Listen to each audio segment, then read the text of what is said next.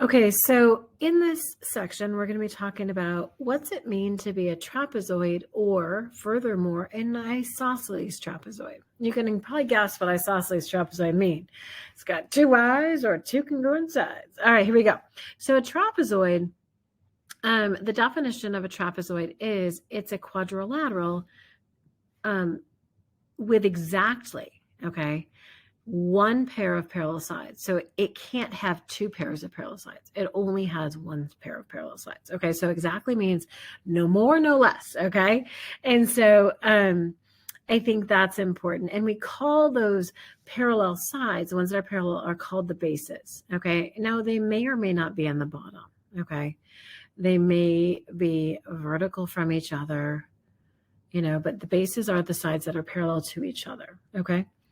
The legs are the sides that are not parallel to each other. And if the legs are congruent, we call them isosceles trapezoids. Okay. Now, let's see about this a second. A couple things are true.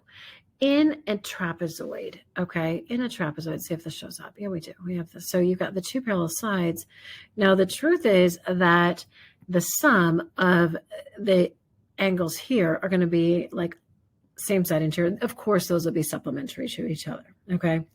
And then also this guy here will be supplementary to this one right here, okay? So we know the angles that are going to be between the parallel lines, those two will be supplementary to each other, okay? Now, if you have an isosceles trapezoid, that means that not only are these two non-parallel sides congruent, but also these base angles, like this angle is congruent to this angle here, and then this angle here will be congruent to this bottom angle here. So they're both called base angles, and they will be congruent to each other. Yes, vertically, those angles that are going to be between the two parallel sides, like this one here, these two on the side here, and these two on the side right here, those each will be sets of supplementary angles, just like they are in the non-isosceles trapezoid. But I do want you to know that not only are those two angles supplementary on each triangle, but also then across from each other, those will be congruent as well. So this angle matches this angle here, they'll be congruent, and then this bottom angle here will match this one right here. So just kind of knowing that if you situate it as shown in its isosceles, not only are those ones that are vertical from each other between the two parallel lines going to be supplementary, but also horizontally, those base angles will be congruent to each other as well. So kind of cute. It's a little bit tricky to show or say, but you get the idea, I hope. And so then also the parallel sides are called bases, okay? The non-parallel sides are called legs. Cute, we already talked about that. And both pairs of opposite sides cannot be parallel, or the figure would be a parallelogram instead, okay? The mid segment is joining the midpoints of each leg. So if you cut one leg into two congruent parts and the other one into two congruent parts and join those two midpoints, it's called the mid segment, okay? And we've already talked about mid segments before, haven't we? The mid segment is parallel to those opposite bases, or those other bases, and is equal to the average of the lengths of those other two bases. So if you did A plus B divided by 2, you would get that mid segment's length, okay? So you do the average of those two lengths, okay? The definition of isosceles trapezoid, I believe we've already talked about. Isosceles trapezoid is a trapezoid in which the legs, the non-parallel sides, are going to be congruent. If the trapezoid is isosceles, then the base angles will be congruent. So like angle D and C will be congruent. So that's, again, assuming if you have an isosceles trapezoid where those two sides are congruent, then the bottom two angles are congruent, and then these two angles are going to be congruent to each other as well. So angle A and B. Now I'm talking about top and bottom. I do mean the base angles across from each other and the other two base angles across from each other as well, if it's situated in this fashion. Okay, the next thing is that if your trapezoid is isosceles, then the diagonals also will be congruent, which is kind of cute, okay? Normally, the diagonals of a trapezoid are not congruent. So that's another thing that you've been asked on other worksheets to say, hey, if I have a four-sided figure where the diagonals are congruent, is it is it automatically a rectangle, or is it automatically, something special? And the answer is, it is special, but it's not automatically a rectangle. Okay, and so that is one of the features of a rectangle, but you have to start with a parallelogram. And if you have a parallelogram whose diagonals are congruent, then you know it's a rectangle. If you start with just a four-sided figure and you know that the diagonals are congruent, there's, then we can chat and be like, well, then it could be something else. Okay. But we do know that in an isosceles trapezoid, the diagonals will be congruent. Okay. And so let's start doing some math with some of these figures. Okay. So it says, given the trapezoid, okay, with the mid segment, okay. I don't say that, but that's what I'm telling you right now. We will say, what is the length from E to F? Okay, well, basically you take the length of the two bases and you're going to find their sum, add them up and divide by 2. Okay, and so let's see if I can read these numbers, 22.4 and add it to 45 I think that's an 8, and divide it by 2. And if you take those two numbers and add them up and divide by 2, you're going to get 34.1. And that's in centimeters. Okay, let me zoom in real quick. Yeah, so 45.8. Okay, good. And then we've got to find some measures of some angles. And if these, if this is a parallelogram, or not a parallelogram, if this is a trapezoid, you know that the bases are going to be parallel, okay? And you know the mid-segment will also be parallel as well. And so we've got all sorts of corresponding angles, etc., that are going on. So all these are 38 along the side, these two, okay? And this one up here is 112, and that one is 112 as well, because it's corresponding to the other angle up there. And so, okay, let me measure these. So 38, 38. And then these two guys are 112. I'm going to get a highlighter to make them a little cuter. So this is 112 here, and this is 112 here. Oops, kind of erased it, but 112, okay, because it's corresponding. And so what they want us to find is ADC. So where's ADC? ADC. So that's down here, okay? Well, in a trapezoid, you know that if you got parallel lines, you know same side interior are going to be supplementary. So these two angles here on the left side, these two angles here are going to be supplementary. So if you do 180 minus 112, you'll get the measure of angle D down there at the bottom, and that measure will be 68 degrees. Okay, so ADC is 68 degrees because angle E and D, okay, the one that you can see 112, and then the angle at the bottom is going to be supplementary. AEF, let's see, let's find AEF, that's one down here. Again, these two angles are going to be supplementary, but also we just found angle D, the one at the bottom, so that also will be 68 degrees. Okay, so you can see that to be like, hey, these two angles right here are going to be corresponding angles. So they're going to both be 68 degrees. And then on the other side, EFC, let's find it.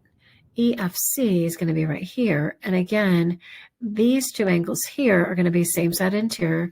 The angles between two parallel lines, same side, cut by the transversal, which is going to be the leg along the side there.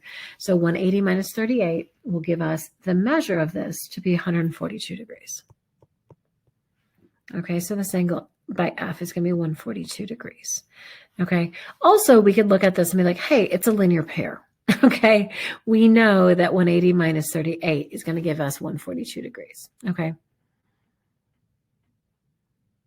Okay. And then the next one says, hey, can you figure out if it's a trapezoid? And then will you also show if it's an isosceles trapezoid? Okay. And so I think the question is, if we put these on here, what steps do you want to take? Okay. On our flow chart, we don't really show, like, how do you show if it's a trapezoid? Well, we do know the major feature of a trapezoid is exactly one pair of parallel sides. Okay. And so we can show that. Okay. So let's graph it. So we've got -4 and then 1. So that's A. And then -1, 4. That's B. And C is 4, 3. And then D is -3, -4. Okay, so it pretty much looks like a trapezoid, okay? But what we've got to do is not just say, hey, it looks like it. Let's show numerically that it has exactly one pair of parallel sides, okay? So here we go. Let's find the slope, okay, from A to B and from, I'm pretty sure that A to B and then also from C to D should be parallel. Okay, so let's find the slope of that. Okay, so the slope from A to B is going to be 4 minus 1 over -1 plus 4 minus -4. So that'd be 3 over 3 or 1. Let's find the slope from C to D. -4 minus 3 over -3 minus 4 equals -7 over -7. Hey, that is going to be 1. So guess what? The slopes from A to B and then from D to C are parallel. Okay, let's show numerically that A to D, the slope, and then also from B to C is not parallel. Okay, it's from B to C. Okay, so let's find the slopes of those guys because they can't be parallel, can they? So from A to D, let's do -4 minus 1 over -3 plus 4. That's -5 over 1. And then from B to C, 3 minus 4 over 4 plus 1. That's -1 over 5. Okay. Are those going to be equal? No. Okay. So those slopes are not equal to each other. Okay. And so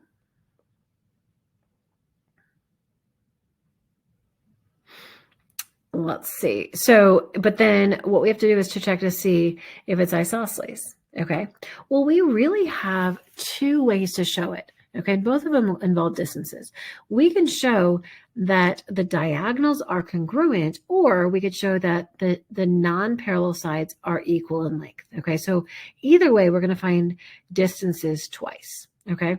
So I guess it's kind of up to you to be like, okay, let's find two things. And so let's show that the diagonals are or are not congruent. Okay, so diagonals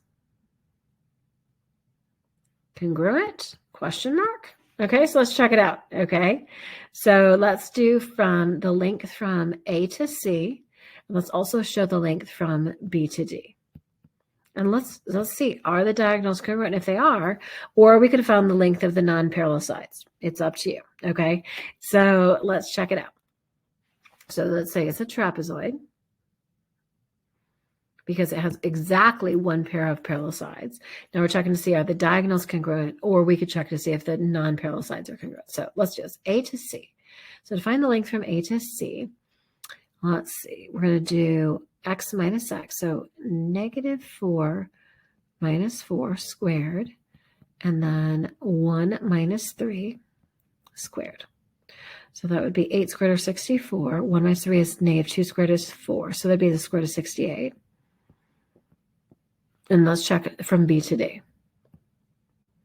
So from B to D, x minus x, so we're going to do -1 plus 3 squared. So that's 2 squared or 4. And then B to D, 4 minus the -4.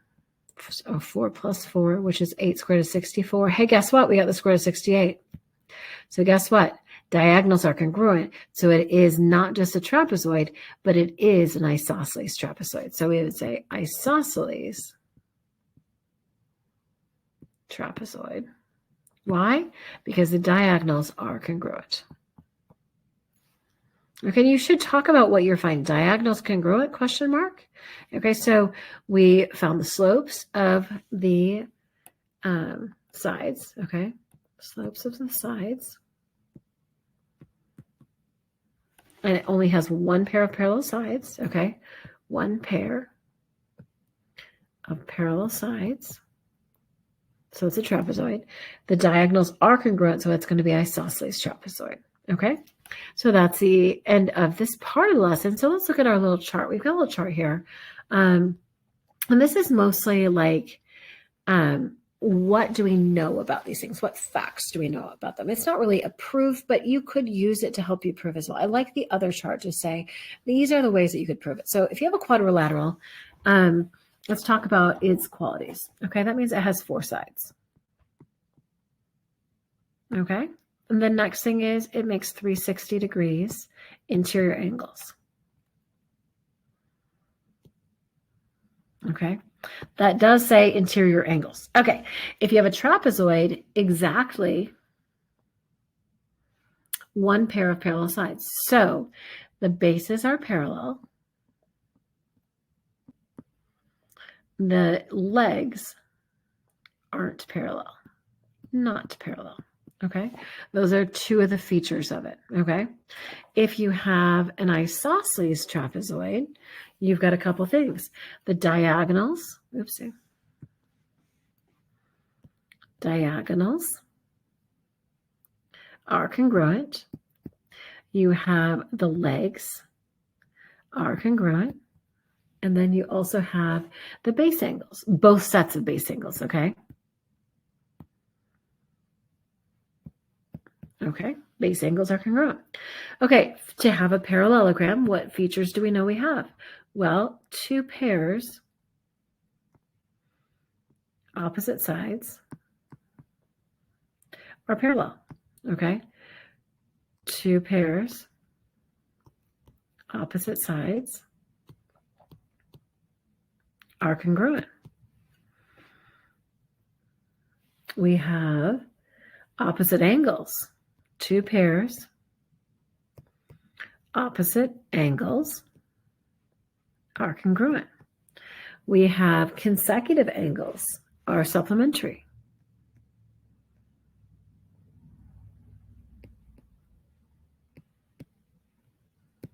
And then we have, lastly, diagonals bisect each other.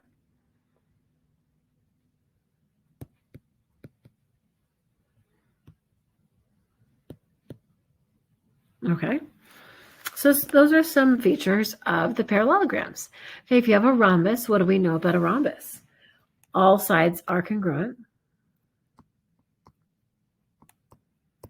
The diagonals are perpendicular. And then the diagonals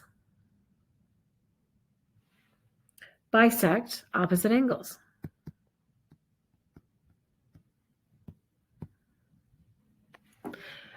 A rectangle would be 4 right angles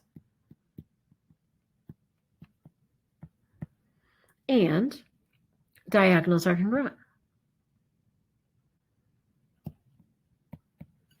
And then if you have a square, it is the only regular quadrilateral. What's that mean? Equilateral and equal angular. So let's back up and look at this and be like, okay, if you have a quadrilateral, it's possible it's a trapezoid if you have 2 sides that are parallel and 2 sides that are not parallel. If you have the diagonals congruent and the legs are congruent, and the base angles are congruent, each set pair of them are, then you have an isosceles trapezoid. For a parallelogram to be the case, you know 2 pairs of opposite sides are parallel and congruent, opposite angles are congruent, consecutive angles are supplementary, and diagonals bisect each other. And that's the one we mostly use to prove parallelograms on ordered pairs. If you have a rhombus, you know that all sides are congruent and the diagonals are perpendicular and the diagonals bisect the opposite angles. If you have a rectangle, you know it has 4 right angles and the diagonals are congruent. If it's both a parallelogram, if it's yes to a parallelogram, yes, it's a rhombus, and yes, it's a rectangle, that then and only then is it a square. And that means it's equilateral and equal angular. Okay. Thank you so much. Have a good day.